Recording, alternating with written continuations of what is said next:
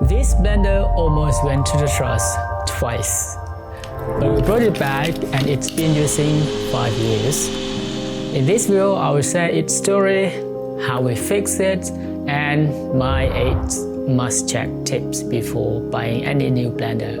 Like most family, we use blenders almost daily, from smoothies to kids' experiments. We have cycling, minis, but the most used and our favorite one is the surprising one. The Chief Compact Miniso High Power Blender, bought in Laos 2020 pandemic. What do you think about this, Emily? Good. How you know? Good, we just bought it. We bought it before, the small one, but this one is bigger. A little bit bigger. Let's see how big. I like it. Can you take it out, please? Recently though, it stopped working.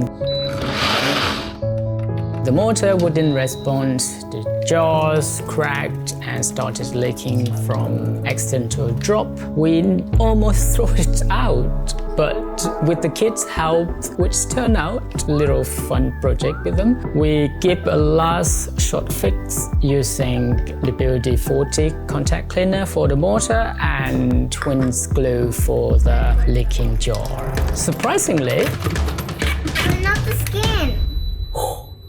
sound good. It's work. Our mini Pso blender is back in our daily rotation, while the others remain sidelines. Having learned a lot from the past blender, my next purchase will come to 8 key considerations. 1. Power or motor strength. 500 watt is okay for light blending, but suffer with harder ingredient. 800 to 1000 watt is perfect for smoothies and frozen fruit, which is my go-to one. Tougher stuff like nut butters and go with 1200 watt plus. 2. Size and capacity. For family of 4 like mine, 64 ounce or 1800 milliliter is perfect. But to be honest, we most use is 750 milliliter, like at the Miniso one, this one. 3. Blade quality. I personally would choose with the 6-point Stanley blade system, which is very strong. Try to avoid for weak and dull blade, which is, not even can crush the ice. 4th, jar material. Triton plastic bottle is my go-to. 5, ease of cleaning. This water-safe part is a huge win. Some blenders has the cleaning mode, but more often it's pricier. Pro tip: if your blender starts stink, use warm water plus with a lemon wedge, blend together, and voila. 6. Speed and preset. If you want texture control, get variable speed settings. Pulse function is super handy for salsas or quick chops. Pre-setting programs like smoothies, soups, and crushed ice save time. 7th, noise level. Our 1000 watt one sounds like a long smoothie. If noise bugs you, look for a quiet text or blend when the kids are awake. 8. Durability and warranty.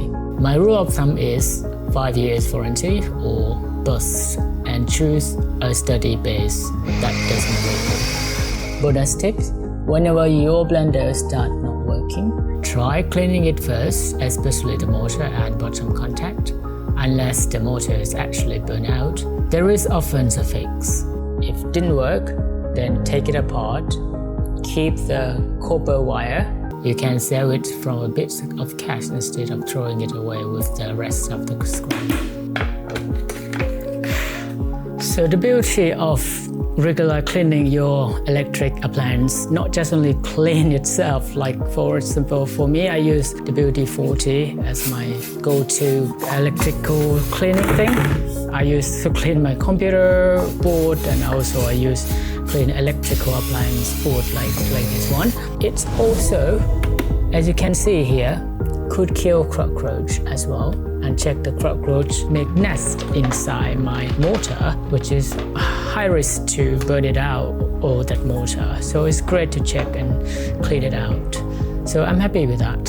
But if you don't have time or not bother with it, then throw it to the electrical recycle bin. I'm sure some people will give a life to it. By the way, have you found this Miniso blender anywhere? Or you have had other blender that you love or hated? Will you share? Let's chat in the comments. Cheers!